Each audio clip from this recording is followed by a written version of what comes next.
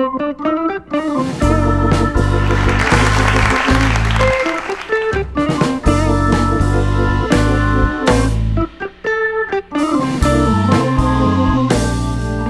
quand même une histoire extraordinaire.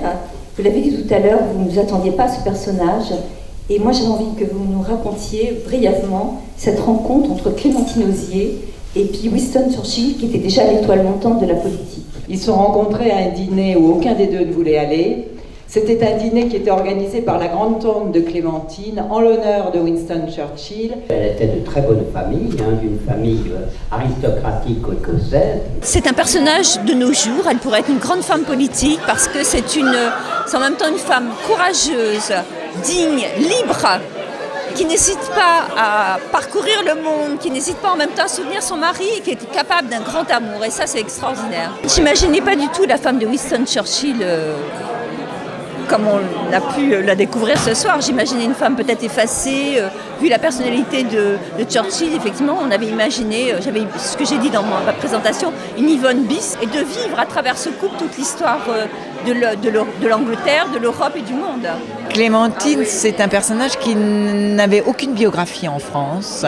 Il y a beaucoup de gens qui ne savaient même pas que Winston Churchill avait une femme. Et donc, on aime s'intéresser aux personnages qui n'ont jamais été faits parce que tout est à faire. C'est vraiment une histoire d'amour unique dans la vie du monde politique. C'est un couple qui s'entend bien, c'est une femme qui est belle, qui est intelligente, c'est un homme de génie et tous les ingrédients sont là pour faire une belle histoire d'amour, et ce qui est assez rare. Ils se sont rencontrés à un dîner où aucun des deux ne voulait aller, c'est ça ce qui est formidable, c'est qu'elle avait été fiancée à 2 reprises, qu'elle avait rompu parce qu'elle cherchait le grand amour. Lui, il était fiancé avec la fille du Premier ministre, et ils se sont assis l'un à côté de l'autre un soir, et ça a été le coup de foudre, et ça a duré 56 ans. Ils sont mariés 5 mois plus tard, et lui ne l'a jamais trompée, et elle très peu.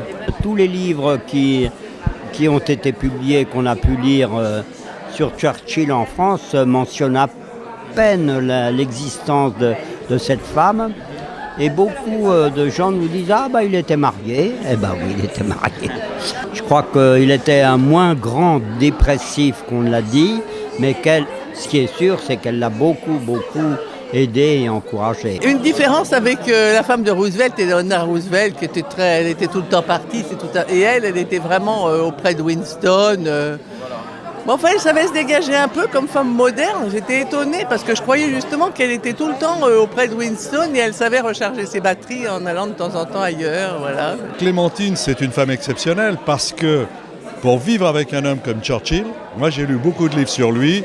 C'est vrai que sur une bonne partie de ma bibliothèque, il était imbuvable, invivable, caractériel, fou, agressif quand il allait mal. Et dépressif. Et pourtant, son assistante disait « J'ai eu la chance de travailler avec un homme de génie et ça, pour ma vie, c'est extraordinaire. »